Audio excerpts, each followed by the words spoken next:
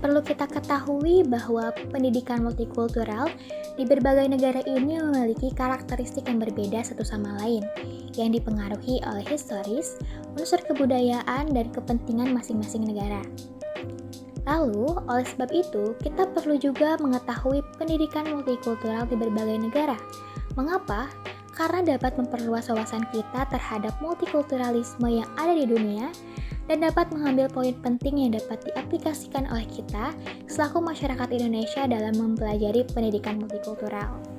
Pendidikan multikultural bertujuan mewujudkan sebuah bangsa yang kuat, maju, adil, makmur, dan sejahtera tanpa perbedaan etnik, ras, agama, dan budaya, dengan semangat membangun kekuatan di seluruh sektor sehingga tercapai kemakmuran bersama dan memiliki harga diri yang tinggi serta dihargai bangsa lain. Itulah sebabnya masyarakat di berbagai negara harus mempelajari pendidikan multikultural. Di samping itu, saya akan sedikit menjelaskan pendidikan multikultural di berbagai negara. Nah, untuk yang pertama, saya akan membahas tentang pendidikan multikultural di Amerika Serikat.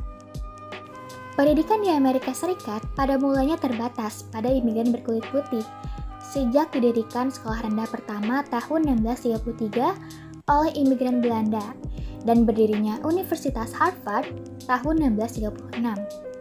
Tahun 1934 dikeluarkanlah Undang-Undang Indian Reservation Reorganization Act di daerah reservasi suku Indian. Lalu, tujuan pendidikan multikultural di Amerika Serikat adalah proses Amerikanisasi.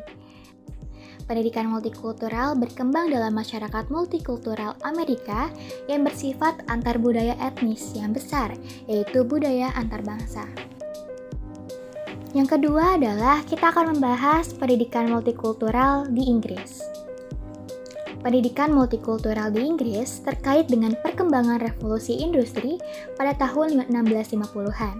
Pada awalnya, Inggris terkenal sebagai masyarakat yang monokultur dan baru sesudah Perang Dunia Kedua menjadi multikultur dengan kedatangan tenaga kerja dari kepulauan Karibia dan India. Nah, yang ketiga, kita ada pendidikan multikultural di Kanada. Pendidikan multikultural di Kanada berbeda dengan negara tetangganya, yaitu Amerika Serikat, karena perbedaan sejarah dan komposisi penduduknya. Lalu berbeda dengan Amerika Serikat yang menerapkan politik asimilasi, pemerintahan liberal Kanada menerapkan politik multikulturalisme yang memberlakukan status yang sama untuk bahasa Perancis dan Inggris sebagai bahasa resmi. Selanjutnya, kita akan membahas pendidikan multikultural di Australia. Program pendidikan multikultural di Australia antara lain berbentuk bahasa Inggris sebagai bahasa kedua, pendidikan community language, yaitu bahasa yang digunakan di dalam suatu masyarakat tertentu, dan imperatif ekonomi dalam pendidikan multikultural, yaitu adanya bantuan dana dan masuknya Asian Studies Program yang berisi bahasa Asia dan kebudayaannya.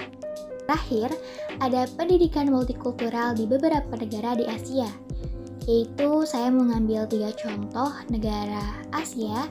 Yang pertama adalah Cina, menerapkan kebijakan khusus untuk melindungi kaum minoritas. Cina menempuh kebijakan itu karena tidak bisa mengelak dari praktek multikultural di negeri itu.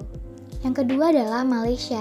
Malaysia merupakan multi-etnik dan telah mengadopsi kebijakan asimilasi melalui kebijakan Bumiputra Polis dan ada pembagian fasilitas kepada kaum Bumiputra.